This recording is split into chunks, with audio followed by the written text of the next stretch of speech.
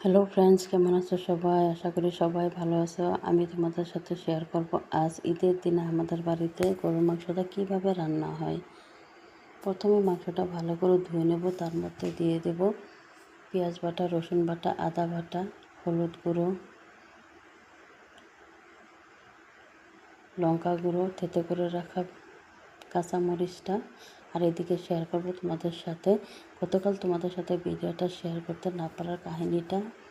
আমাদের বাড়িতে গতকাল অনেক মেহমান এসেছিলো, তাদের মেহমানদারিতে করতে করতে তোমাদের সঙ্গে ভিডিওটা শেয়ার করা হয়নি, তাই আজ তোমাদের সঙ্গে শেয়ার করতে হতো, যার জন্য আমি অনেক দুঃখিত। তারপরে দিয়ে দিলাম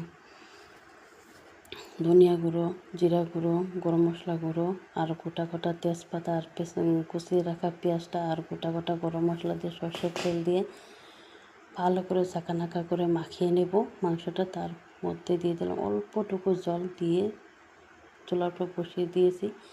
এদিকে মাংসের রান্না খাওয়ার জন্য পোলাওটা বানিয়ে নিচ্ছি। তেলটা গরম হলে তার মধ্যে দিয়ে দিলাম একটু জিরা, তারপর দিয়ে দিলাম কুচিয়ে রাখা পেঁয়াজটা দিয়ে ভালো করে নাড়াচাড়া করে নিচ্ছি। তার মধ্যে দিয়ে দিলাম রসুন বাটা, আদা বাটা, কিশমিশ, বাদাম গোটা, তেজপাতা দিয়ে ভালো করে লাল লাল করে ভেজে নিয়ে তার মধ্যে দিয়ে দিলাম প্রথমে ধুয়ে রাখা চালটুকু দিয়ে দিলাম, দিয়ে ভালো করে নাড়াচাড়া করে নিব।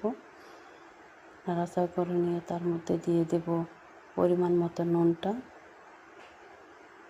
তারপর ভালো করে নাড়াচাড়া করে অল্প একটুকু গরম মশলা দিয়ে দেব, দিয়ে পরিমাণ মতো জলটা দিয়ে ভালো করে নাড়াচাড়া করে নামিয়ে নেব। দেখো এদিকে খাওয়াটা রেডি হয়ে গেছে।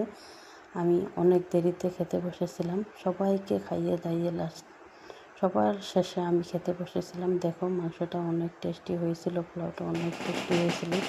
দেখো, যদি তোমরা কেউ আমার চ্যানেলে নতুন হয়ে থাকে তাহলে আমার চ্যানেলটা লাইক করে দিও, শেয়ার করে দিও, অ্যান্ড কমেন্ট করে জানিও আমার খাবারটা কেমন হয়েছে, আমার ভিডিওগুলো তোমাদের কেমন লাগে, আর সাবস্ক্রাইব করে দিও।